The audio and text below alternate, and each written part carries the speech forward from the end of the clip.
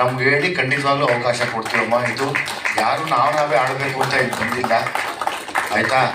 ನಾನು ಅಬ್ಸರ್ವ್ ಮಾಡಿದೆ, ಹಂಗಾಗಿ ಹರ್ಟ್ ಮಾಡ್ಕೋಬೇಡಿ. ನಿಮ್ಮಲ್ಲೂ ಯಾರನ್ನ ಆ್ಯಕ್ಟ್ ಮಾಡೋಂಗಿದ್ರೆ ನಾವು ಆ್ಯಕ್ಟ್ ಮಾಡಿಸ್ತೀವಿ. ಆ್ಯಂಡ್ ಒನ್ ಮೋರ್ ಥಿಂಗ್ ಏನಂದರೆ, ಈಗ ವಿಜಯ್ ಮಕ್ಕಳು ಸಹ ಹೀರೋಯಿನ್ ಆಗಿ ಇಂಡಸ್ಟ್ರಿಗೆ ಬರ್ತಾ ಇದ್ದಾರೆ. ಸೊ ಒಳ್ಳೇದಾಗಲಿ, ನಿಮ್ಮ ಆಶೀರ್ವಾದ ಇರಲಿ ಅಂತ ನಾನು ಹಾರೈಸ್ತೀನಿ. ಆಮೇಲೆ ನನ್ನ ಮಗಳು ಇಂಡಸ್ಟ್ರಿಗೆ ಬರಬೇಕಾದ್ರೆ ಕೆಲವೊಂದು ಕಡೆ ಬಂತು ನೆಪೋಟಿಸಮ್, ಇದು ನಿಮ್ಮ ಮಕ್ಕಳನ್ನ ನೀವೇ ಬೂಸ್ಟ್ ಮಾಡ್ತೀರಂತ ದೇವರನ್ನೇ ಹೇಳ್ತೀನಿ ವೇದಿಕೆ ಮೇಲೆ ನಿಂತ್ಕೊಂಡು. ನಾನು ಯಾವುದೇ ಪ್ರೊಡ್ಯೂಸರ್ಗಾಗಲಿ ಯಾವುದೇ ಡೈರೆಕ್ಟರ್ಗಾಗಲಿ ಫೋನ್ ಮಾಡಿ, ಸರ್ ನನ್ನ ಮಗಳನ್ನ ಹೀರೋಯಿನ್ ಹಾಕ್ಕೊಳ್ಳಿ, ನನ್ನ ಮಗನಿಗೊಂದು ಅವಕಾಶ ಕೊಡಿ ಅಂತ ನಮ್ಮ ದೇವರನ್ನೇ ಹೇಳಿದೆ.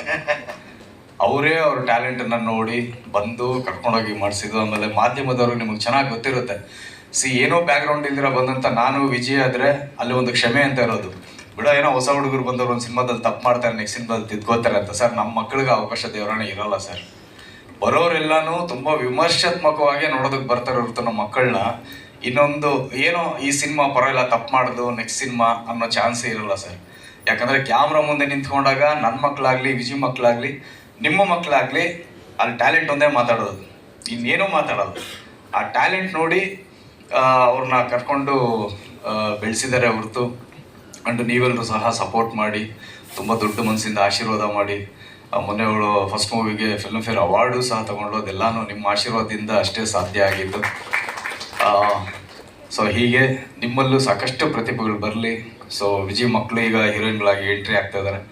ನಿಮ್ಮ ಒಂದು ಪ್ರೀತಿ ಆಶೀರ್ವಾದ ಒಂದು ಹಿಡಿ ಹೆಚ್ಚಾಗಿರಲಿ ಅಂತ ಕೇಳ್ಕೊಳ್ಳೋದಕ್ಕೆ ಇಷ್ಟಪಡ್ತೀನಿ. ಎಲ್ಲ ಇಂಡಸ್ಟ್ರಿನ ಬೆಳೆಸಲಿ, ಚೆನ್ನಾಗಿ ಉಳಿಸ್ಲಿ. ನಾವು ಏನೇನು ಕಷ್ಟ ಪಡ್ಕೊಂಡ್ವಿ, ನಮಗಿಂತ ನಮ್ಮ ಮಕ್ಕಳು ತುಂಬ ಬುದ್ಧಿವಂತರು, ಟ್ಯಾಲೆಂಟ್ಗಳು.